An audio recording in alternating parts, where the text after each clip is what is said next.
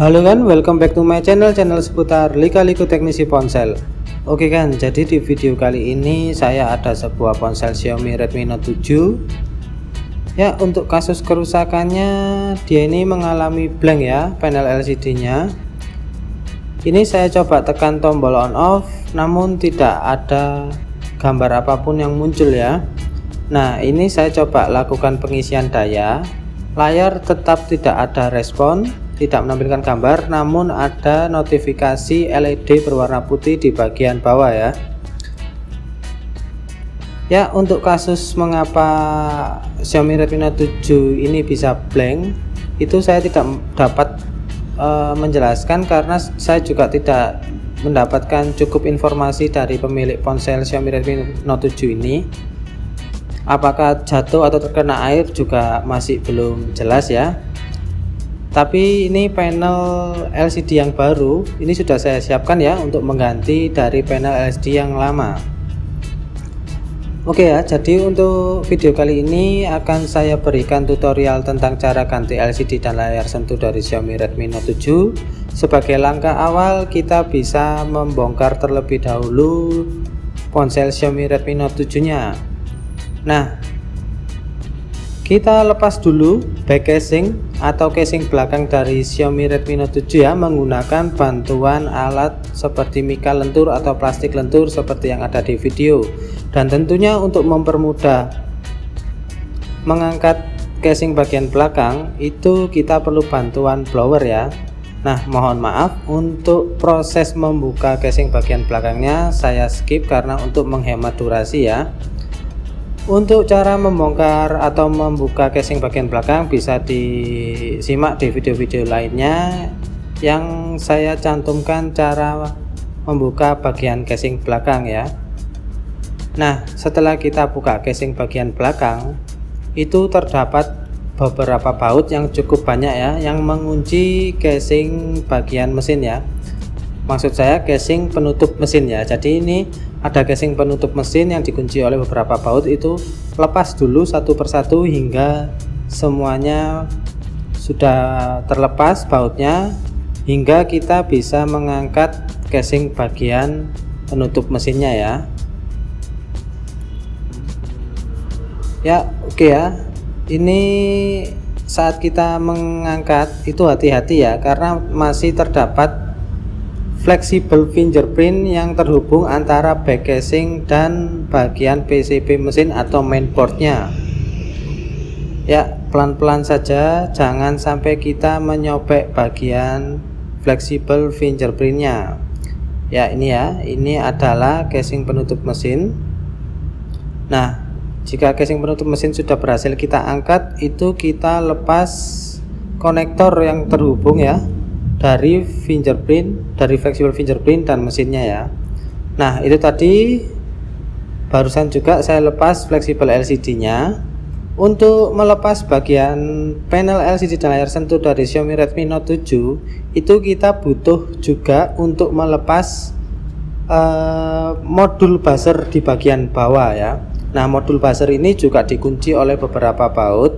Itu lepas dulu ya satu persatu hingga semuanya terlepas semua, hingga kita bisa melepas modul buzzernya ya. Ini ya, ini adalah modul buzzer dari Xiaomi Redmi Note 7 ya, modul buzzer atau loudspeaker atau pengeras suara ya. Nah, itu ya, karena flexible LCD nya itu dia masuk ke bagian bawah dari modul buzzer itu ya, masuk ke bagian casing tengahnya. Nah, ini adalah kabel flexible LCD nya. Oke ya. Lalu selanjutnya ini kita lepas bagian panel LCD nya ya.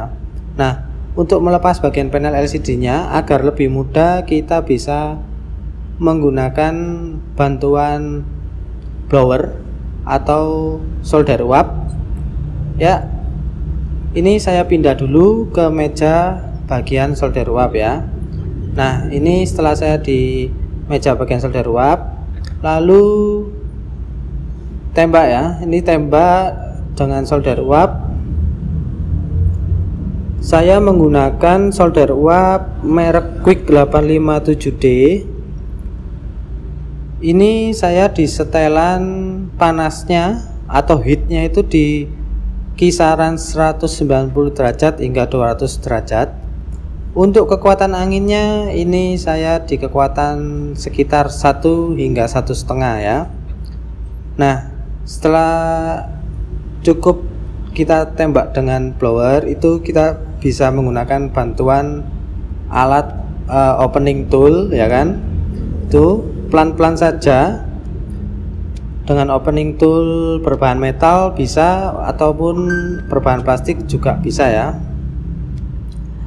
Nah, itu tadi saya juga menggunakan bantuan plat BGA ya untuk yang mencetak IC itu, karena plat BGA itu benar-benar tipis dan bisa masuk ke sela-sela antara LCD dan middle frame dari Xiaomi Redmi Note 7 nya ya, karena cukup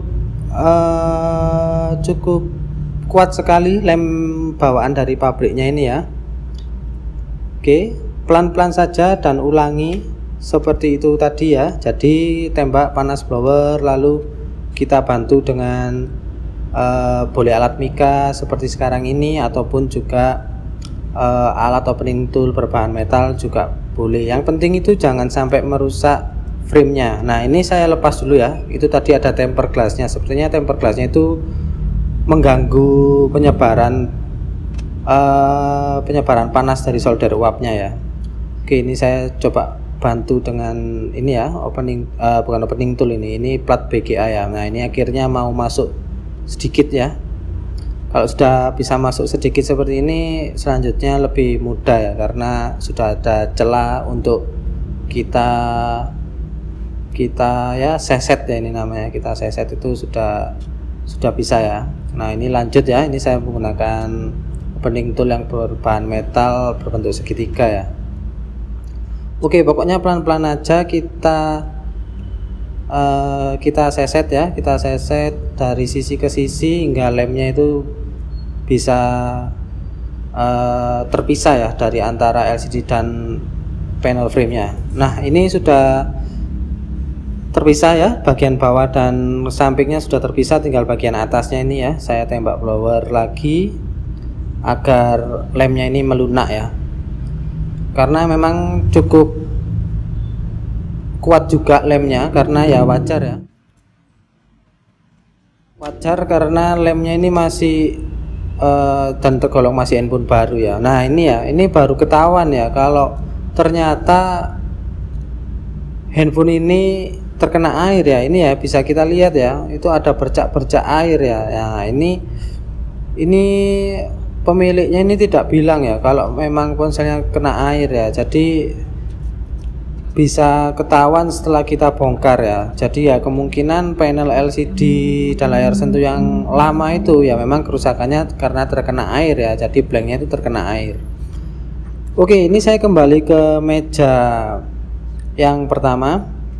Nah, ini adalah proses selanjutnya ya. Ini adalah langkah selanjutnya, yaitu membersihkan sisa-sisa lem yang masih tertempel di area frame atau casing tengah dari ponsel Xiaomi Redmi Note 7 nya. Nah, untuk membersihkannya ini saya menggunakan bantuan pinset ya. Ini pinset yang melengkung ya. Nah, pada dasarnya bisa menggunakan apa saja untuk membersihkan lemnya. Yang penting jangan sampai merusak frame atau casing tengah dari Xiaomi Redmi Note 7 nya ya. Jadi pelan-pelan aja, jangan sampai merusak dari casingnya ya. Karena kalau kita ceroboh atau kita terlalu kasar ya, nanti casingnya bisa rusak juga ya. Oke ya, jadi kita bersihkan dari satu ke sisi lainnya hingga semua lem-lemnya itu menghilang ya, atau sudah tidak tertempel lagi di area casing frame ya. Karena nanti kita butuh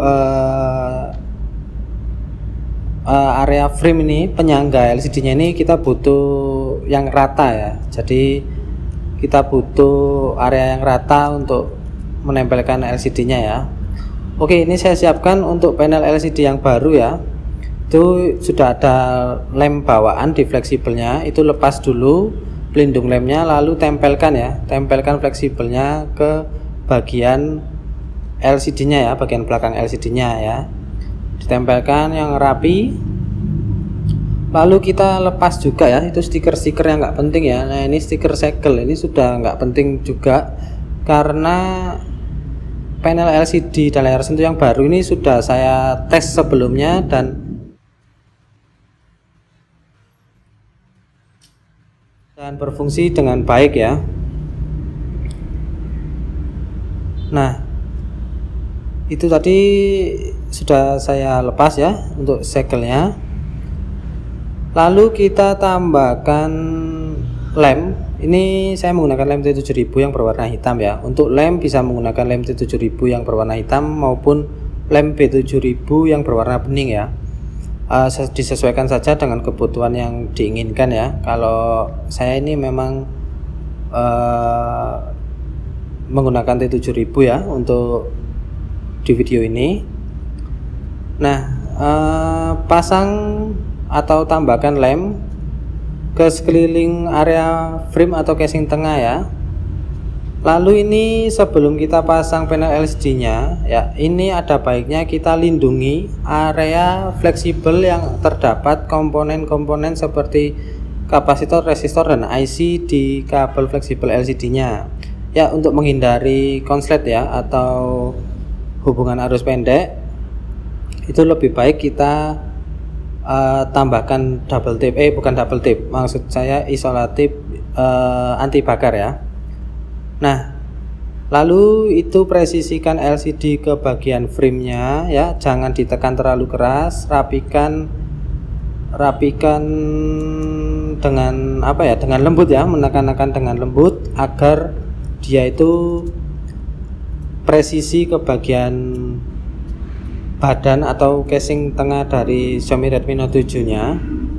Nah jika sudah itu lalu pasang kabel fleksibel LCD nya, itu hubungkan konektornya ke bagian area mesinnya. Nah di sini saya sempat melakukan satu kesalahan, yaitu mengunci bagian casing penutup mesin terlebih dahulu, padahal saya belum memasang kabel fleksibel dari fingerprintnya ya.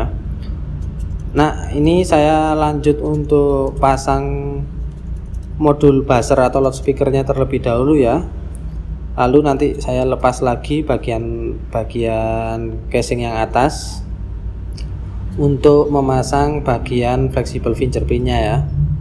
Oke, jadi ini buat akan-akan atau buat teman-teman yang mau ganti LCD ini ya, jangan sampai lupa ya untuk memasang fleksibel fingerprintnya. Jadi ini bisa dibuat pelajaran video saya yang ini agar tidak melakukan kesalahan yang sama ya. Jadi agar langkah-langkahnya itu biar benar ya.